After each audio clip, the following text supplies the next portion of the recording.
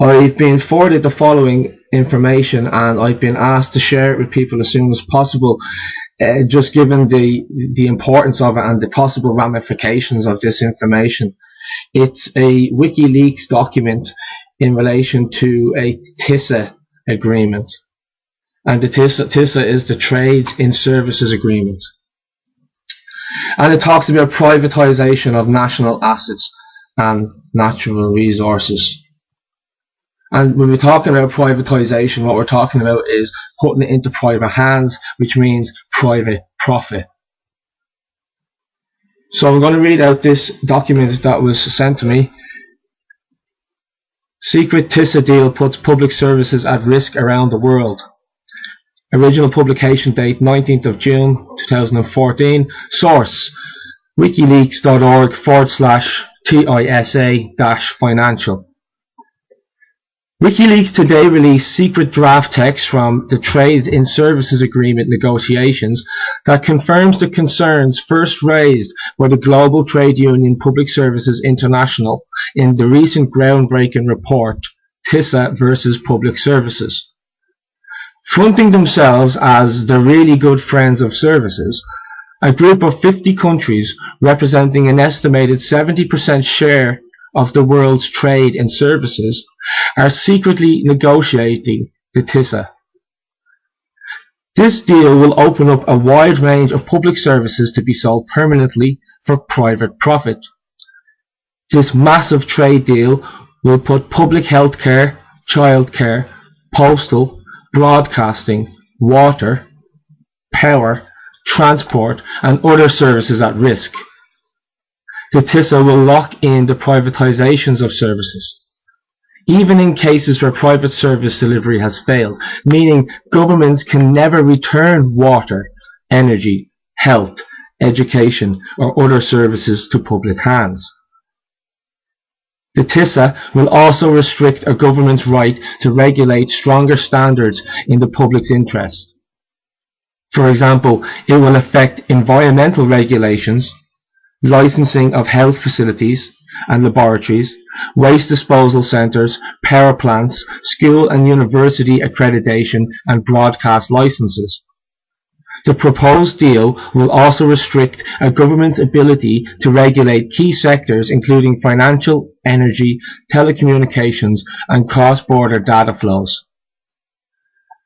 The TISA will specifically limit the ability of governments to regulate the financial services industry at exactly the time when the global economy is still recovering from a crisis caused by financial deregulation.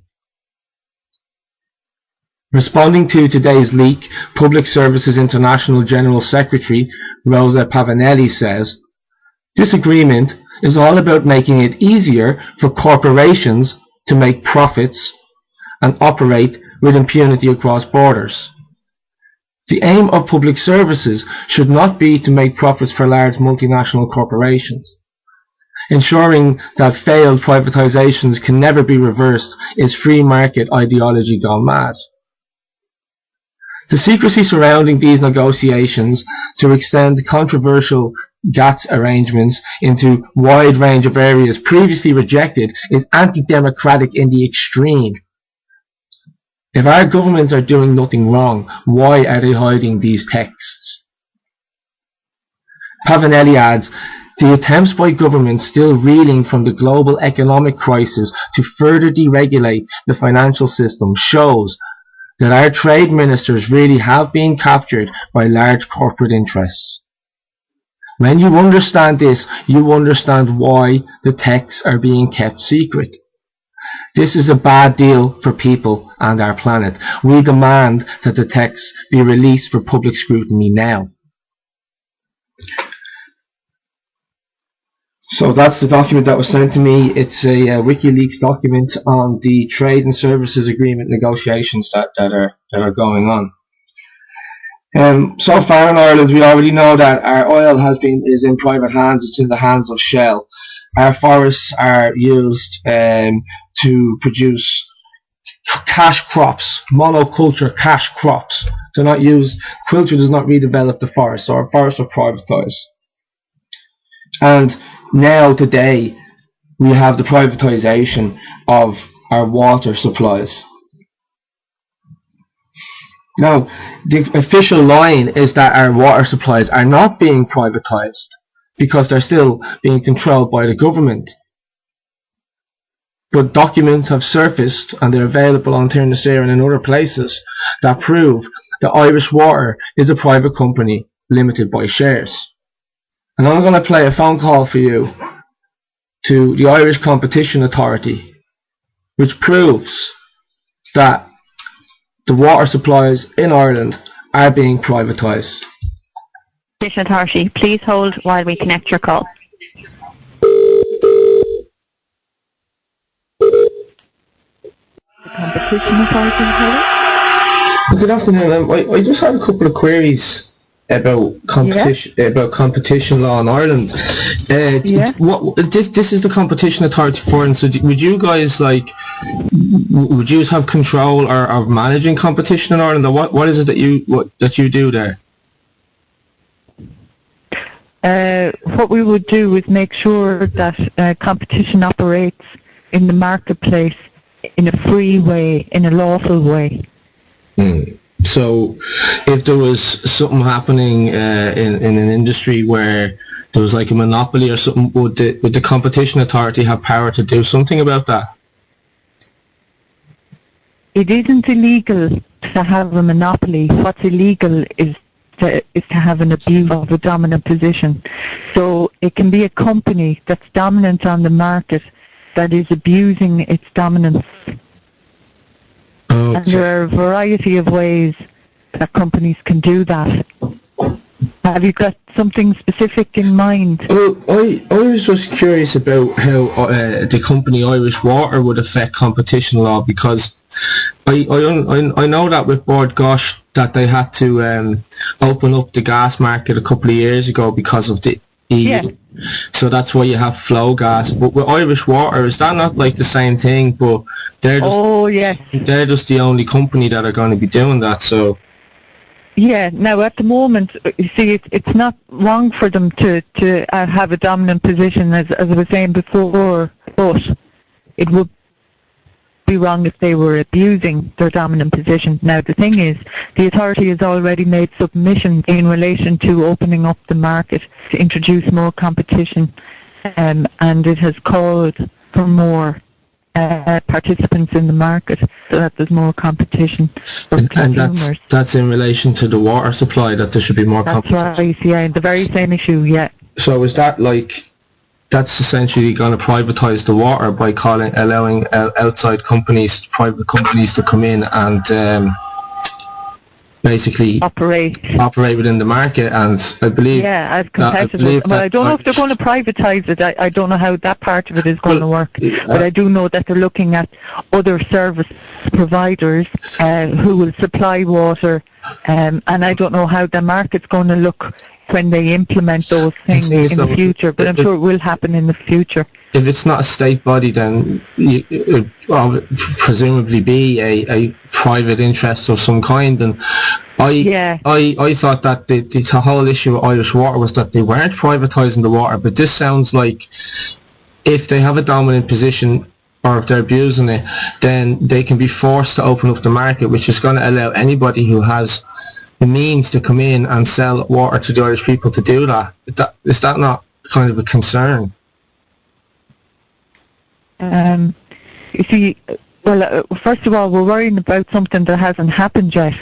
And secondly, there needs to be a regulator. I think you can't have a number of regulators. There does need to be a regulator. I don't know how the market is structured so that new operators can come in and supply those services, because I haven't actually read the document that suggested the changes in the market for other, operators to provide those services. So I don't know. To protect the Irish water to protect the water supplies of Ireland from being privatised, would the Competition Authority not be able to take an injunction against Irish Water to prevent the future privatisation of water? Because if nobody has a dominant position over it, then we can just keep it as it was before. No, well, the thing is, services. Well, the regulator, it wouldn't be seen as dominance unless it was abusive dominance. But the thing is, if there are water providers or, in certain areas, just like it is in the UK market, say for electricity services or for gas or for water and utilities over there, they've privatised a lot of those, and the markets work quite well when they're regulated. So it is. And there's no reason why it couldn't be, the same thing here, Yeah, well, it just seems very kind of that everything seems to be getting privatised now, and it just seems to be like that the national assets that were held in trust by the government through the constitution are just being sold off to private builders. Are you agreeing with that? Yeah. Well, I agree that there are assets being sold off, but one of the reasons why is because it's introducing competition to make prices lower and to create innovation in the market, so that ultimately the consumer benefits by paying cheaper bills for better services. Yeah, the thing is though, if you look at the forests, like the forests have been privatised. Like we're not consumers of the forest. We use the forests as and that's been privatised. So it's no benefit to the consumer there. It's only benefit to people who have shares in those companies. No, I sympathise with that, and I know that. Well, the Department of I don't know who's involved there, Heritage or somebody needs to step in and make the policies there to make sure that certain assets like that are carefully managed for the benefit. Do you think the people can do anything? Do you think that the people have a responsibility to try and protect their assets and their future interests, instead of waiting for the government to do it? I see an argument there for it seems like the government are the ones who are sort of doing this, So who do you turn to? Who do you turn to if you feel the government is the one who's letting you down? You kind of have to turn back to the community, don't you? So that's another. The thing is, say for things like water, it's smart to maybe to privatise it once the market operates properly. It's smarter because it does lead to innovation, it does lead to cheaper prices. But something like, say, forested areas and that's another issue. But there could be policies there to preserve that in some way for, general use. Well, and that's something your local TD should hear about if you hold that view. Yeah. Well, so that he gets to lobby whoever to move it along. The water's already sort of paid for through VAT and taxation already, so it's kind of like, it's kind of it doesn't really make sense that Irish Water is a private company and that they're going to be able to profit from this. But again, that's another topic. But if the competition authority, you said that it's an abuse of a dominant position. How would you class it? How would you define an abuse? An abuse would be, say, something like where there's a refusal to supply, where there's... So that'd be like threatening people to turn their water down to a trickle if they don't pay. That's sort of an abuse of a dominant position, because I can't go to somebody else then and say, okay, I want to get my water from this supplier now. And that's essentially what competition in law is about. So what would the competition authority do in this circumstance? Well, it may not be abuse. You see, that's simple contract law there. But on another level, I kind of see where you're coming from. But the thing is that if they're not operating at a profit, it may not necessarily be abuse. If they're not operating at a profit, but you see what I'm saying? Yeah. If I'm say an old age pensioner down the country and I only have a pension and I can't afford another bill and I actually can't afford to pay it, and they're saying, well, if you don't pay it, we're actually going to turn your water, which is your source for life that you need to live, we're going to turn it to a trickle. That's actually very extortionate, because I don't have the freedom of the market to go, well, I'm going to go to somebody who has a better policy, who won't turn me down for a trickle and who'll give it to me for cheaper. So surely the competition authority has a role in something like that.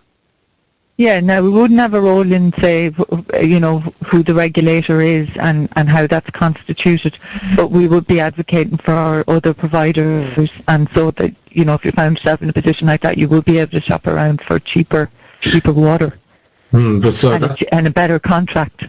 But would you not have powers to take any sort of action to protect the consumer before it gets to the point where you have to bring in other companies? Well, the thing is, if the consumer, you see, we're all subject to those water charges. That's across the country. Everybody has to pay the same thing. And I don't, I mean, I tell you what, that's probably a little more technical again. So what I'll ask you to do is, because it's a good query, and, you know, if you want to go deeper into it, that's perfectly fine. So if you want to go to our website, we have a complaints page. So if you go to the bottom of the home page, and it says make a complaint. Okay, and I can put all the details. Click onto the template complaint form, and just fill that out with your questions, and somebody will get back to you, definitely, and just give you some guidance, and particularly your last question there as well. Question. I know I've had a couple of queries then, and probably would be better to get it in writing, but you've been very helpful anyway, so thanks for your help. I'm glad, you know. Yeah, a lot of people feel the same way, you know. Well, you know, it's a sign of the times, isn't it? Yeah. Well, thanks very much. Unfortunately. Take care now. Bye-bye. All right, bye. And there you have it, guys. There was actually a number of things that came up in that call there. Very interesting call. But the main one that I wanted to talk about in relation to that document I just read out was the idea of privatisation. Now, this is the Competition Authority of Ireland we're talking about here. This is an official body, and they said themselves that their stance is that they would be advocating for other companies to come in and provide water services, because that would be in line with competition law. That would be in line with European Union law. So this is why you can get your gas off flow gas now instead of just Bord Gáis. It used to be there was only the ESB and only Bord Gáis, and now there's other companies that can come in. That's because of the thing called market opening and competition law. So what makes Irish Water any different? Nothing makes it any different, because what's actually going on here is a privatisation of another one of our resources, another one of our assets. And it's done in the most underhand, deceitful way, because theoretically the Irish Water can be forced, the government can be forced to open up the market, because they've now commercialised it, because they've made it, they've actually created a market for the supply of water services in this country. There wasn't a market for it before. It was paid for through taxation. So they've created this market, and because they've created this market where it previously didn't exist, now they're going to have to open it up to allow other companies to come in and compete. So it is privatisation, and these companies are going to be private. So they'll be selling it, they'll be competing against one another, fair enough, and that's competition, good for them, they have a good game, but it's always the customer who suffers, because it's always us who's going to have to pay for it. So in June of 2014, WikiLeaks made the announcement of this secret document, these secret meetings that were going on between 50 countries, the really good friends of services in the Trade and Services Agreement. That was in June, and then we fast forward and we look what's happening in Ireland now today. Even though the Irish Water privatisation, or the plans for Irish Water have been in the pipeline for a while, what's happening today now is shocking, and it starts to make sense when you factor in this idea of privatisation of our resources. This is a land grab. This is a land grab. Same way hundreds of people are being evicted from their homes every month. It's a land grab.